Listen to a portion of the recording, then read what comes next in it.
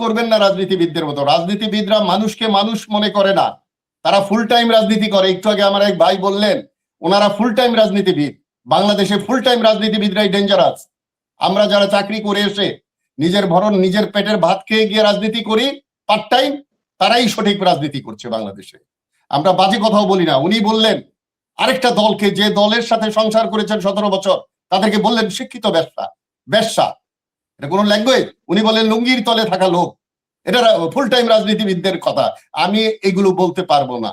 Full time রাজনীতিও আমার প্রয়োজন নাই। আসেন এখন ওই লোক যে প্রশ্ন করেছে, আওয়ামী লীগের মতোই ওনারা করছেন। তার রেজাল্ট এখন তারা শুনবেন না। আওয়ামী লীগ যেমন শোনে নাই, ওনারা এখন শুনবেন না, বিপদ হয়ে গেলে শুনবেন। এখন সবকিছুই যদি শেখ হাসিনার মতো খালি তারেক জিয়া ঠিক থাকবে, শেখ হাসিনা যেমন বলছিল আমি ছাড়া বাকি সবাইকে কেনা যায়, শুধু তারেক জিয়া ঠিক থাকবে বাকি কেউ ঠিক থাকবে না, তাহলে কি দেশ চলবে, দল চলবে? প্রশ্ন থেকে যায়। কাদের সিদ্দিকীর কথা উনি উদাহরণ দিলেন। আজকে কাদের সিদ্দিকীর কথা খুব ভালো লাগবে ওনাদের, এবং এটাতে আরো সন্দেহ হবে মানুষের যে এখন তাইলে বোধহয় আওয়ামী লীগের গন্ধ পাচ্ছে কাদের সিদ্দিকী বিএনপির মধ্যে। কারণ এই কাদের সিদ্দিকী শেখ মুজিবকে পিতা বলেন, এই কাদের সিদ্দিকী শেখ হাসিনাকে বোন বলে বারবার গণভবনের গেট থেকে ফেরত আসছেন, পাত্তা দেয় নাই। আমি ডক্টর কামালের পায়ে ধরে কদম বুসি করতে দেখেছি ওনাকে জোটে যাওয়ার জন্য। উনি যখন সুবিধা তখন সেই কথা বলেন, কখনো শহীদদের বিরুদ্ধে কথা বলেন, এবং উনি যুদ্ধের সময় অনেক কিছু করেছেন। উনি যুদ্ধের পরে অনেক ব্রিজ বানিয়েছেন, টাকা পয়সার ঋণ নিয়ে অনেক কিছু ঘটেছেন।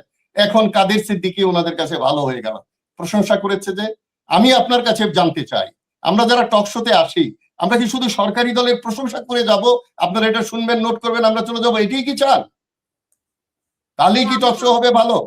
তো সুতরাং আমাকে বলছেন? হ্যাঁ, আপনাকে বলছি। আপনি তো স্পিকারের জায়গায়, স্পিকারের মাধ্যমে ওই দলকে জানাতে চাচ্ছি, ওনারা কি চায় যে আমরা আসবো এক একজন আর বিএনপির প্রশংসা করবো, আওয়ামী লীগের যেরকম করতো? এখন যেমন কিছু লোক তৈরি হয়ে গেছে বিএনপির প্রশংসা করার জন্য, ইভেন মিডিয়াতেও। এটি কি চান? তাহলে তার আমাদের টক শোতে আসার দরকার নাই। আমাদের যদি আলোচনা সমালোচনা না শোনেন, আপনারা শুনতে না চান, জনগণকে বলতে দিতে না চান, দেখেন ওই কথাই কথা। আজকে রবি ভাইয়ের এখানে দেখেন যে কতবার জামাতের কথা ওনারা নেই। এই জামাতের সাথে কয়দিন, এই 5ই আগস্টের আগে জামাত ছিল ওনাদের কোলে। এত চেঞ্জ হয়ে যায় মুহূর্তের মধ্যে মানুষ, সঙ্গে থাকলে সঙ্গী আর একটু দূরে গেলেই তাই জঙ্গি হয়ে যায়। সেই আওয়ামী লীগের নেচার কি এখানে দেখা যাচ্ছে না? মানুষ কি এত বোকা, মানুষ এটা বুঝবে না? তো সুতরাং আমি বলতে চাই যে আজকে লেফটেন্যান্ট জেনারেল খালেদ মামুনের কথা যে বললেন, তার আগে বিচার হওয়া উচিত ছিল কিনা তার। লেফটেন্যান্ট জামালরাও যে মোদির কাছে গিয়ে আশ্রয় নিয়েছে, তাকে ধরে এনে তার বিচার করা হচ্ছে না কেন? ক্যান্টনমেন্টে যারা পালিয়েছিল তারা কোথায় গেল, তাদের হিসাব নেওয়া হচ্ছে না কেন? সুতরাং আমি একজনের জন্য বিচারক, আরেকজনের জন্য সঙ্গী, আর আপনি এখানে একটা স্পিকারের জায়গায় আছেন, আপনি এই কথাগুলো শুনবেন, বুঝবেন। আজকে কেন এসি বাস পাবে যারা অন্যায় করেছে? তাহলে আমার যখন এই যে জনসাধারণকে ধমকাইলেন, এই জনসাধারণকে কি এসি বাসে পাবে? তারা হাজিরা দিতে গেলে এসি বাস পাবে কেন? এই আর্মি অফিসার, আমি আর্মি অফিসার হয়ে বলছি, কেন আর্মি অফিসার ওখানে এসি বাসে যাবে? ঘড়ি হাতে দিয়ে যাবে, স্টাইল করে যাবে, চুল আছড়াবে, ধমক দিতে পারবে না কেন? তারা অপরাধ করে নাই।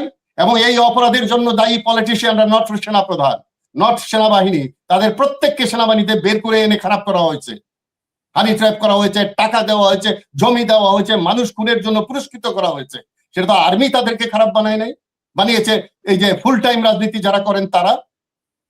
আজকেও আমাকে একজন জিজ্ঞেস করেছিলেন একটা আলোচনায় যে সেনাবাহিনীরা একটু শক্ত হলেই তো পারে।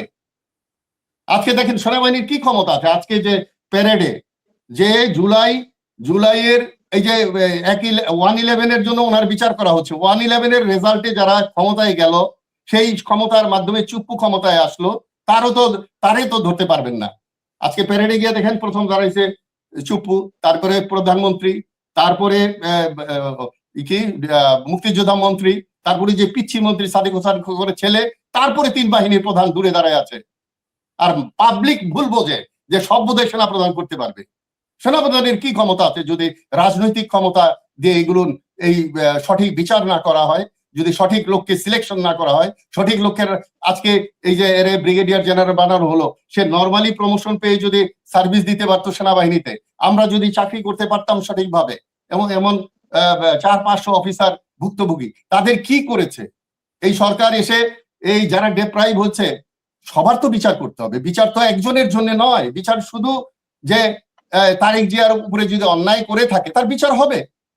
আবার শুনতেছে হাসান মসুদ চৌধুরী করে বিচার করা হবে দুদকে। আমরা জানি যে উনি যথেষ্ট সততার সাথে চাকরি করেছে। সকল সেনাপ্রধানকে এনে জিজ্ঞেস করা হোক ওই 14 সালের পরে থেকে যারা ছিল। শুধু শুধু মামুন খালিদরে ধরবো আর জামাল সাহেবকে বলবো তুমি থাকো মোদির কাছে, এটা হতে পারে না।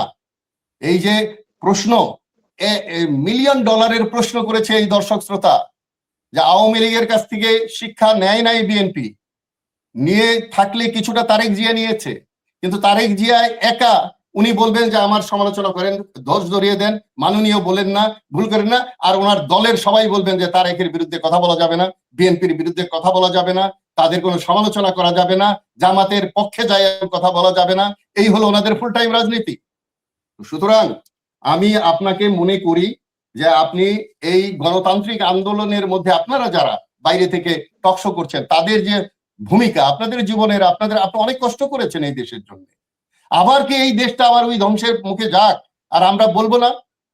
আমরা কি মানুষ কি বলবে না যে মেজর আফসারি এই ব্রিগেডিয়ার সাহেব এরা চিল্লাইছে, ওরা অনেকবার বলেছে যে আওয়ামী লীগ ধ্বংস হতে দেশের ক্ষতি হয় নাই, বিএনপি ধ্বংস হলে দেশের ক্ষতি হবে না, আর জামাতকে বাঁচিয়ে রেখেছে তো আওয়ামী লীগ আর বিএনপি।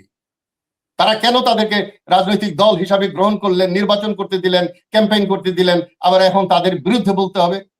তারা যা করে তাই দোষ। সুতরাং এখানে যেতে পারবে। আজকে দেখলাম একটা ছোট দল, কয়টা লোক আছে, স্লোগান দিচ্ছে রাজাকার কেন শহীদ স্মৃতিসৌধে। আরে ভাই, তারে জনগণ ভোট দিয়ে তাকে এমপি করেছে, বিরোধী দলের নেতা করেছে, মন্ত্রীর সমান, সে যেতে পারবে না শহীদ মিনারে? আগে গোড়াটা তো কাটতে হবে, মাথায় তো কাইতে লাভ নাই। তো আমরা তাদেরকে রাজনীতি করতে দিব, আমরা তাদেরকে এমপি নির্বাচন করতে দিব।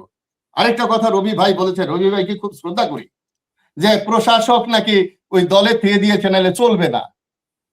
প্রশাসকের অভাব, এই মাথা বাড়ি যে প্রশাসন আছে, অতীতে মার্শাল হলেও জিয়াউর রহমানও প্রশাসক দিয়েছেন, সরকারি অফিসার। তো এইটা দিবেন না, ওনারা দলের প্রস্তুতি করে, মানুষ দেখবে এই লোকগুলি আবার নির্বাচিত হচ্ছে। এটা গণতন্ত্র নয়, এটা স্বৈরতন্ত্র। এটা কৌশলে এই দলকে এই স্বৈরতন্ত্রের পথে নিয়ে যাওয়া হচ্ছে। এটা দলের জন্য ভালো না, এটা দেশের জন্য ভালো না, জনগণের জন্য ভালো না। আজকে দেখেন প্রত্যেকটা বিষয়ে দেখেন বিচারালয়ের কাছে গেলে এই গরিব লোক বিচার পায় না। আজকে দেখেন আমার খুব কষ্ট লাগে এই কথাগুলো বলতে। আজকে আমি রবি ভাইয়ের এখানে থাকলে আমিই বলতাম এই কথা, এই দলে থেকে, যেই বিচারক কলাপাতায় পলায়া বর্ডারে ধরা পড়েছিল, যে বিচারক জিয়াউর রহমানকে রাজাকার বলেছে, তারেক জিয়াকে গালাগালি করেছে সারা মিডিয়াতে সবসময়, তার জামিন হয়ে যায়।